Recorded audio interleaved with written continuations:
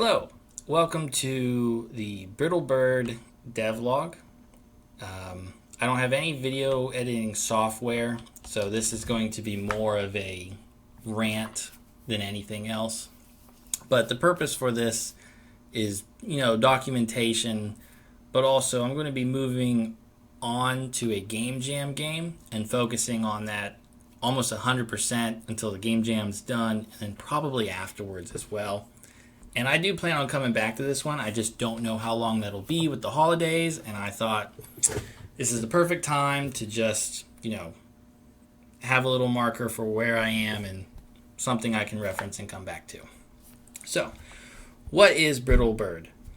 If we're going to use Steam's keywords, buzzwords really, it is a 3D stealth Metroidvania platformer. And there's not a tag for it, but the input for your jumps, they were heavily inspired by fighting games. Now that sounds like a lot, and that's the problem with these buzzwords. You hear Metroidvania, you hear stealth, platformer, all that stuff, and your mind goes somewhere rather than just accepting what the game is. But everything I listed is going to be fairly simple. The Metroidvania part, for example, that's how you're going to get interesting jumps. The stealth is going to be more like obstacles to avoid rather than, straight up stealth, like, oh, I got to choke this guy out so I can get past. Where it's more like, oh, if I fall, there's not a death pit. Instead, I could be attacked or I'll alert the guards. And then 3D platformer, that's straightforward.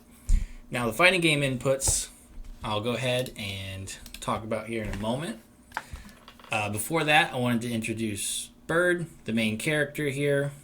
Now I'm not, dumb. She looks horrible. And that's because I have no idea how to work with lighting.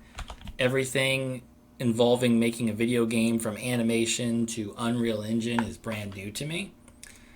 So I'm learning as we're going and I'm figuring it out. But this is closer to what I imagined. And I think while this is still a rough draft, this is fairly close to how I want her to look. Her hair will probably be a little more bigger. I like the colors and I like the design. So we'll just see where all that goes. I got to learn and figure it all out. Her movement is pretty simple without her abilities. You can run, jump, crouch. That's pretty much it. I'm working on some more interesting tech, like being able to jump backwards as a quick escape. You see guards do that. There'll be a dash afterwards, a jump that follows, maybe an attack, that kind of stuff. There's some tech, but as of right now, pretty simple without her abilities. But the game does get more interesting when you get the abilities, which is what these red feathers are. The first one I want to talk about is the left and right hop. These are the big ones and probably the first ones players will receive. If you press L1, you hop to the left. And if you press R1, you hop to the right. And that's pretty straightforward and simple, but when you're trying to do some jumps, it can mess with your head because in the air, if you want these to help you out, you need to turn your body so that you can get over there. So like left and then right. Left and then right. So it messes with people's heads, but once you get used to it, it's really not that bad.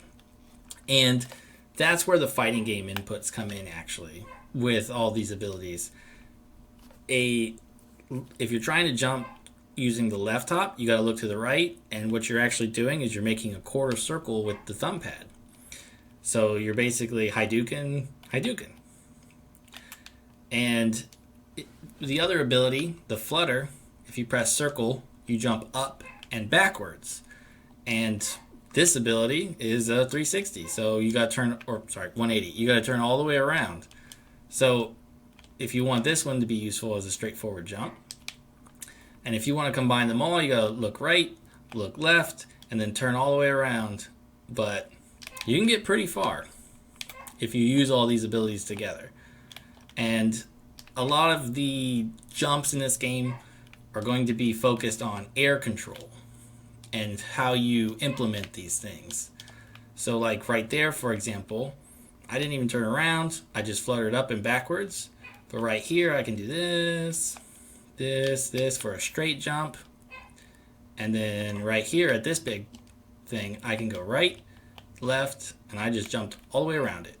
Pretty simple. And maybe I'm making it look easy, or maybe I'm making it not, or sorry, I'm making it look not as complicated as it is.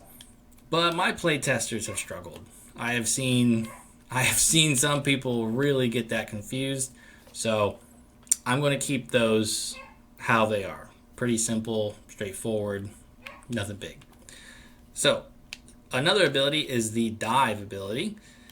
This one is really straightforward. If you've played Mario, this is a ground pound, pseudo regalia. I think it's called dive actually. It's the same exact ability. I did have it originally where you would dive diagonally, kind of like how a bird swoops in and grabs its prey. But I really felt that went against what I'm trying to make. I'm trying to make a game where you really think about the path that you are trying to jump and get through rather than reacting and just, instead of just running and jumping as you get to it so it's reactionary, you want to plan it out. And that original dive, it really just felt like it was messing you up, or it was putting you in situations where you were reacting more than you were playing, and I just took the easy way out and made it a typical dive.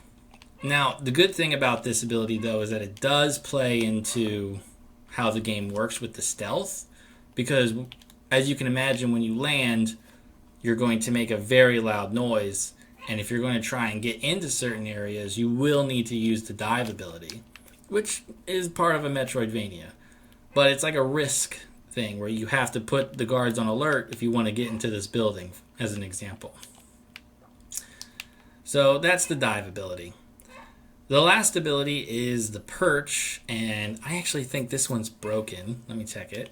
Yep, that one's broken, so I can't show you platforms. Sorry about that. But the perch ability is really simple. You can grab onto any surface in the game. If you jump and hold R2, then there you are. You're holding on to it.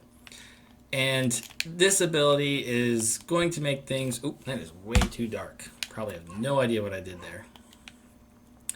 This ability is going to make for some pretty interesting platforming where, like stuff like that, where your inputs are very odd and the jump itself is very odd. And I really want the entire game to be like that. You know what you want to do. Get from this platform here around this wall. But to do it, you really got to think it through and figure out how to do it. And if you get it wrong, you fall to the ground, where you'll most likely get chewed up by enemies. But you might escape. Okay, so back to the perch ability.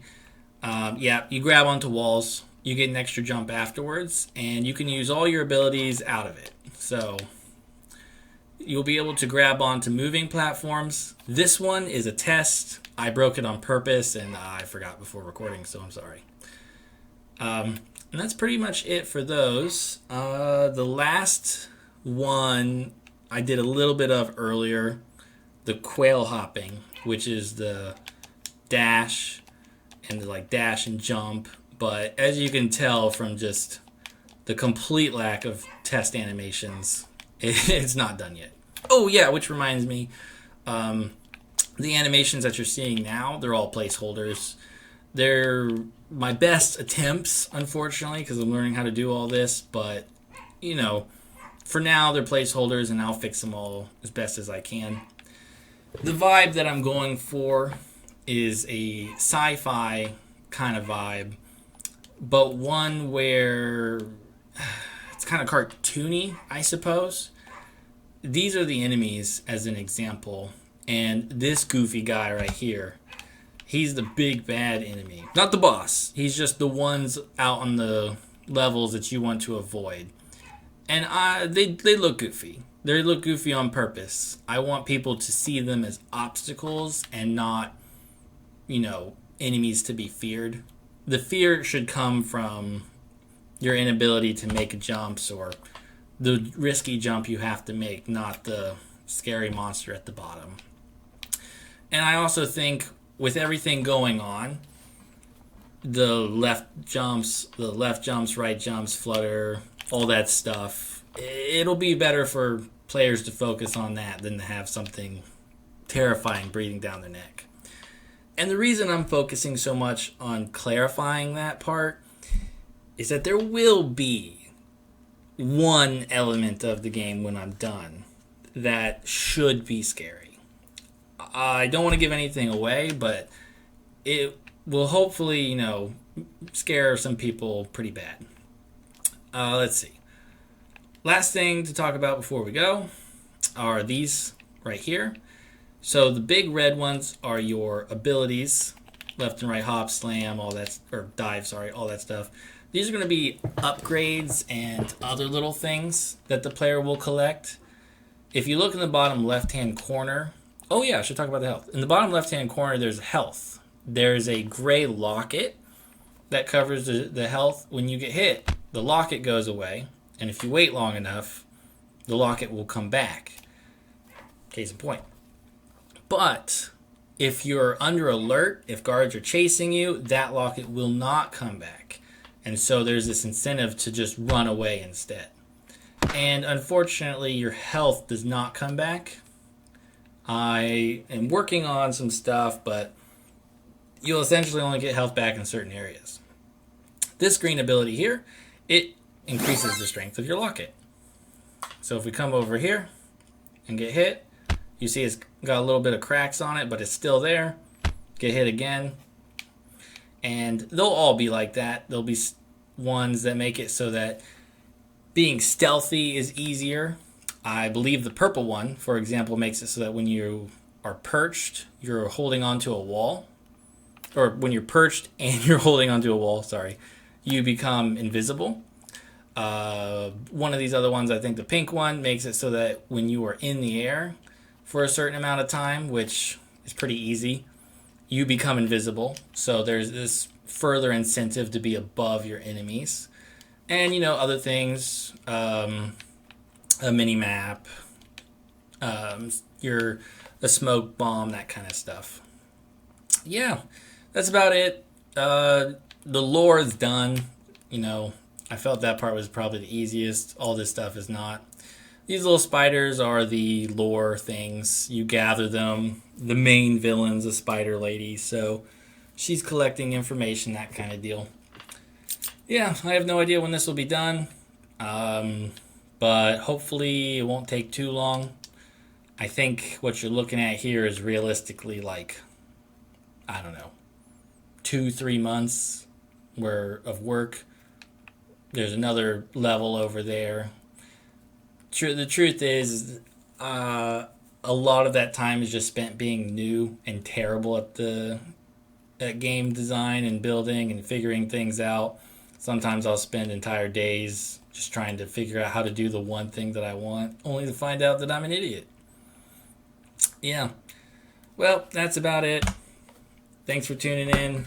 This was mostly for me, but I appreciate it. See ya.